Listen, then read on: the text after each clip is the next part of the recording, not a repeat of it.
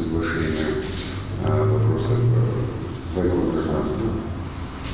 Как вы знаете, абхазская делегация была в Москве, проходили ряд встреч, и этот вопрос вызвал живейший интерес в обществе. И сегодняшний брифинг призван разъяснить ряд вопросов, которые волнуют наших граждан. Добрый день, уважаемые коллеги. 5 декабря текущего года в Министерстве иностранных дел Российской Федерации состоялись российско-абхазские консультации по проекту соглашения об урегулировании вопросов двойного гражданства. С российской стороны в консультациях принимали участие представители 4-го департамента стран СНГ, Республики Абхазия, Республики Южная Осетия МИДа России, представители консульского департамента МИДа России, также представители Главного управления по вопросам миграции МВД России и представители Федеральной службы безопасности Российской Федерации. С абхазской стороны в консультациях принимали участие представители администрации президента, Народного собрания, Министерства иностранных дел Республики Абхазия и посольства Республики Абхазия в Российской Федерации. Хотел бы отметить, что проект соглашения давно уже находится в работе. Необходимость его подписания, вообще правовой основой подписания данного соглашения является договор о дружбе, союзничестве и взаимопомощи между Республикой Абхазия и Российской Федерацией от 2008 года. Это первый российско-абхазский договор, статья 8 которого гласит, что договаривающиеся стороны урегулируют вопрос двойного гражданства путем подписания соответствующего отдельного соглашения. С 2009 года с разной степенью интенсивности работа проводилась Министерством иностранных дел Абхазии и МИДом России. В основном обменивались предложениями и замечаниями по дипломатическим каналам. Консультации же были проведены впервые по данному проекту соглашения. Если какие будут вопросы уже по самому проекту соглашения, мы готовы на них отвечать. Дмитрий Николаевич, скажите, что конкретно предусматривает это соглашение, предусматривает ли оно упрощенное получение гражданства Республики Абхазия гражданами Российской Федерации, чего опасаются многие граждане? В первую очередь хочу отметить, что соглашение призвано урегулировать статус тех лиц, которые на сегодняшний день имеют двойное гражданство. Если скажу немного предыстории, вопрос двойного гражданства, то, что граждане Республики Абхазия, не выходя из абхазского гражданства, вправе принимать российское гражданство, в одностороннем порядке абхазской стороной был решен, еще урегулирован в 2002 году. В 2002 году были внесены изменения в закон о гражданстве Абхазии, которые предусматривали возможность приобретать российское гражданство. В последующем, уже при принятии в 2005 году закона о гражданстве, вопрос двойного гражданства с Российской Федерацией также был отражен в данном законе. То есть на тот период Республика Абхазия не могла заключать какие-либо межгосударственные соглашения с Российской Федерацией. Именно поэтому мы в одностороннем порядке в своем законодательстве провозгласили принцип двойного гражданства с Российской Федерацией. По российскому же законодательству невозможно принимать гражданство Российской Федерации, не выходя из своего национального законодательства, не иначе, как на основании международного соглашения. Такое соглашение на сегодняшний день отсутствует. Именно поэтому с 2008 года, с момента признания Российской Федерации Республики Абхазия, процесс приобретения российского гражданства гражданами Абхазии был приостановлен до соответствующего соглашения.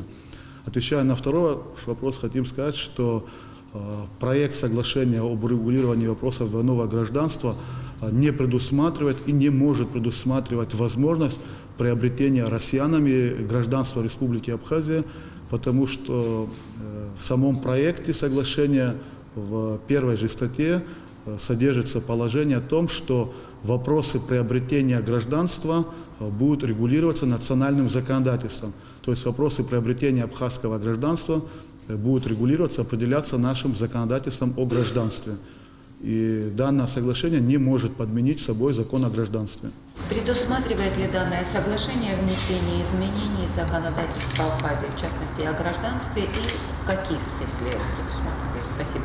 Мы сейчас провели только первый раунд консультаций.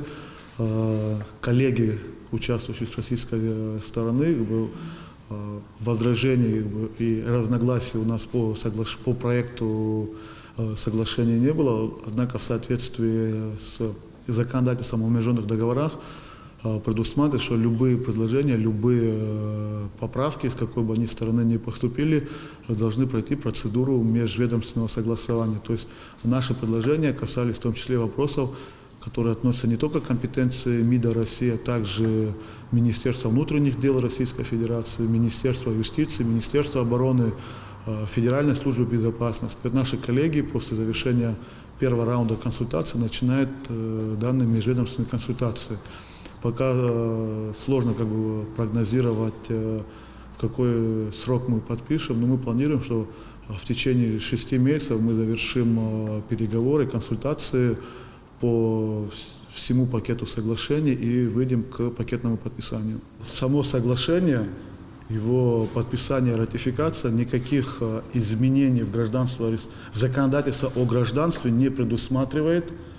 Вопрос об упрощении процедур приобретения абхазского гражданства гражданами России был предложен в 2014 году при подписании договора о союзничестве и стратегическом партнерстве. По предложению абхазской стороны и наши российские коллеги эти предложения одобрили. В 13 статье договора о союзничестве содержится формулировка о том, что российская сторона примет дополнительные меры по упрощению приобретения российского гражданства. Ни это соглашение 2014 года, ни проект, который мы рассматриваем на данный момент, не предусматривает внесение изменений в наше законодательство о гражданстве. Расскажите о процедуре, вот как те граждане, которые до 2008 года не получили российское гражданство, когда начнется процедура, что необходимо, какие документы представить и так далее. Спасибо. Данное соглашение, о котором мы сегодня говорим, предусматривает, что гражданин Республики Абхазия может, не выходя из абхазского гражданства, приобрести гражданство Российской Федерации. Это такая стандартная формулировка для всех соглашений, касающихся урегулирования вопросов двойного гражданства. Но с тем, чтобы возобновить процесс упрощенного приобретения российского гражданства гражданами Абхазии, необходимо подписать еще дополнительное соглашение в развитии 13 статьи договора о союзничестве и стратегическом партнерстве. Потому что это соглашение об урегулировании вопросов двойного гражданства снимает лишь одно ограничение – обязательство выхода из абхазского гражданства. С тем, чтобы возобновить упрощенный процесс, необходимо новое соглашение, потому что если это отдельного соглашения не будет, то наши граждане на основании соглашения о двойном гражданстве должны будут обращаться по вопросам гражданства только в том случае, если они переедут для постоянного проживания на территории Российской Федерации. Мы на консультациях достигли согласия с нашими российскими коллегами, что после того, когда мы завершим консультации по этому проекту соглашения, мы сразу переходим к проекту соглашения об упрощенном порядке приобретения гражданами Республики Абхазии российского гражданства и выйдем на пакетное подписание двух этих соглашений, с тем, чтобы они были одновременно подписаны и представлены на ратификацию, одновременно вступили в силу. Обсуждался ли вопрос замещения государственных должностей лицами, которые имеют двойное гражданство? Это один вопрос. И второй вопрос, если можно, как-нибудь повлияет соглашение на, скажем, вопросы уголовного преследования и на пособия пенсионные и социальные для граждан? Спасибо. Первый вопрос, что касается замещения государственных должностей. Как вы знаете, законодательство Республики Абхазия не устанавливает запрет, ограничения на совмещение в Республике Абхазия должностей для лиц, которые состоят помимо гражданства Республики Абхазия еще в гражданство Российской Федерации. Что касается законодательства Российской Федерации, то закон о государственной гражданской службе предусматривает такое положение о том, что гражданин Российской Федерации может состоять на государственной службе при одном условии, что у него отсутствует гражданство иностранного государства, за исключением случаев, предусмотренных международным договором. Исходя из этого, что очень много граждан Республики Абхазия состоят на государственной либо муниципальной службе Российской Федерации, мы предложили такие поправки, которые для граждан Абхазии сняли бы эти ограничения, чтобы граждане Абхазии, которые на данный момент состоят на госслужбе, либо в будущем планируют замещение должностей государственной муниципальной службы, чтобы на них не распространялись данные ограничения.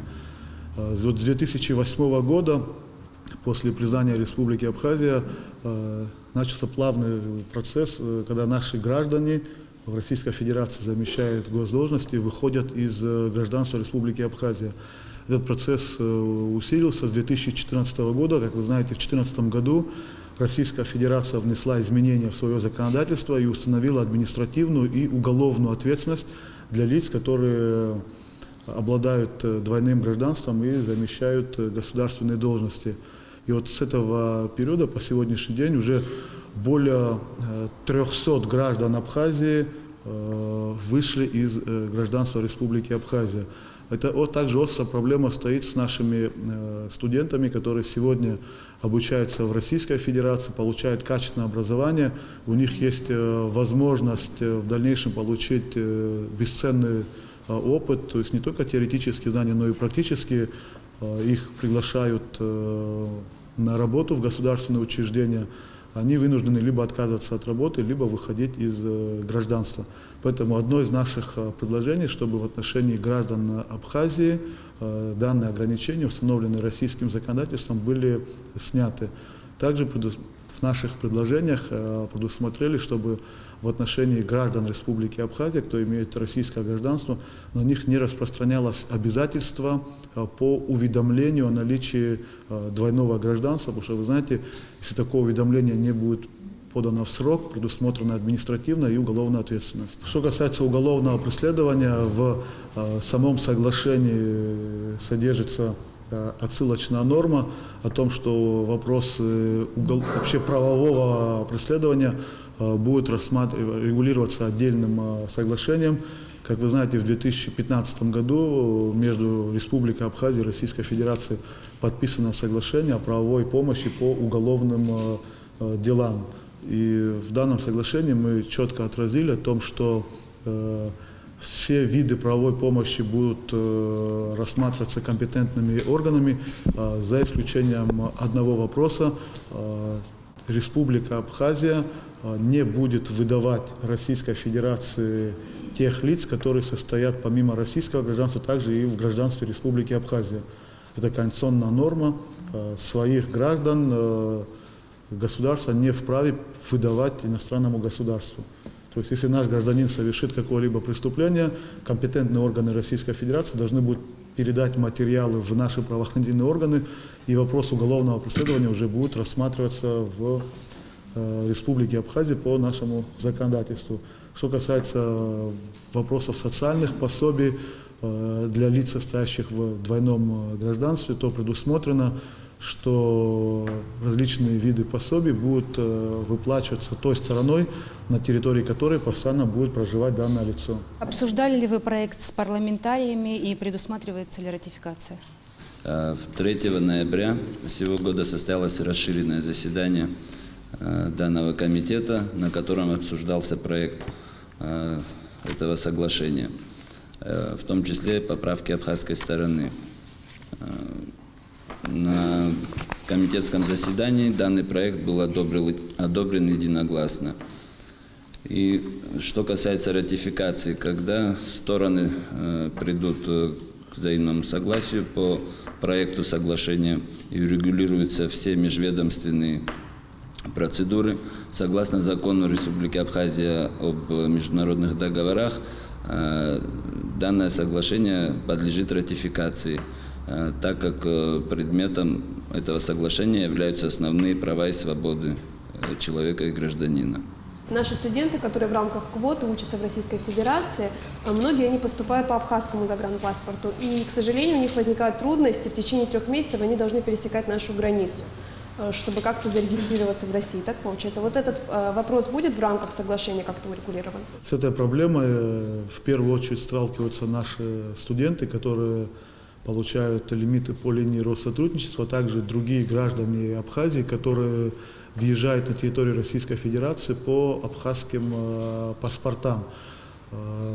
У нас действует межправительственное соглашение о взаимных безвизовых поездках от 2009 года, которое предусматривает, что граждане сторон могут свободно въезжать, прибывать и выезжать с территории государств сторон без получения виз сроком не более 90 дней. Данный вопрос мы обсудили с коллегами в рамках консультации, хотя он не является предметом соглашения об урегулировании вопросов двойного гражданства.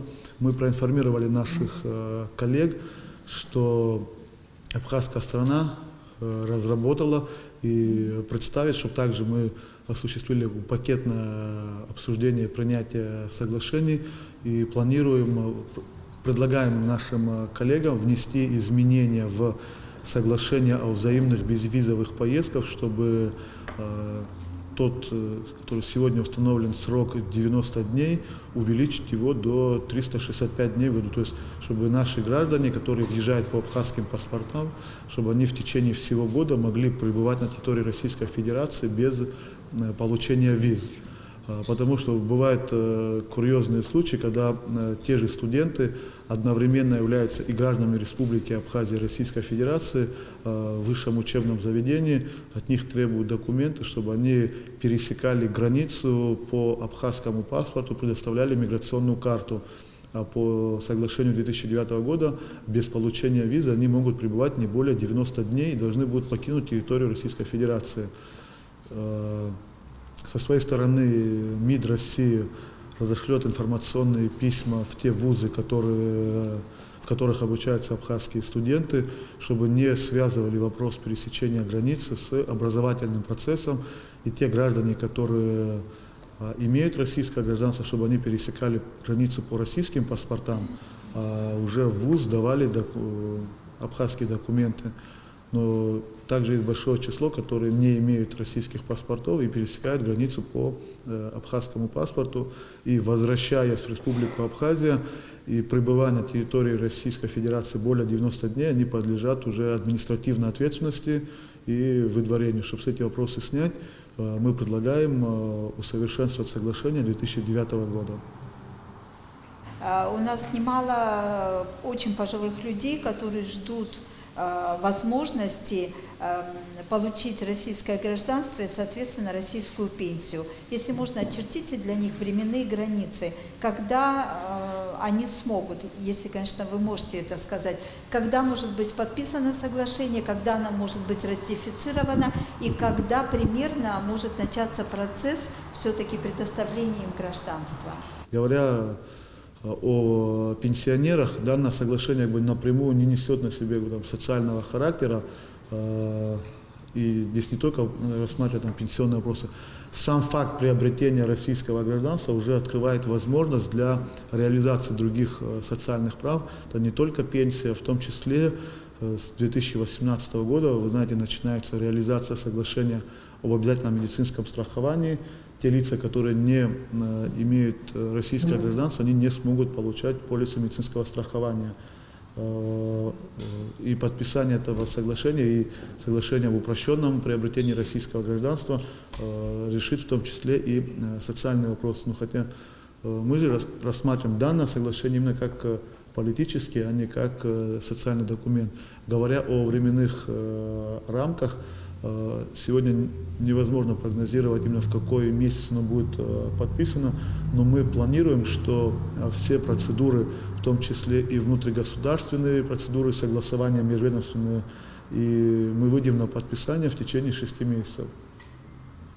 И если первоначальная редакция соглашения предусматривала, что соглашение вступает в силу с момента ратификации парламентами двух стран, одно из предложений, которое было озвучено на комитете в парламенте, о том, чтобы мы предусмотрели ускоренную процедуру его реализации. Именно такой механизм ускоренной реализации предусмотрен Венской конвенцией о международных договорах, когда соглашение временно применяется с момента подписания и вступает в силу после ратификации парламентом. И в нашей редакции предложено, что мы не будем дожидаться, пока пройдет ратификацию в парламенте двух стран, временное применение, что настоящее соглашение будет временно применяться по истечению 30 дней с момента подписания и вступит в силу после ратификации.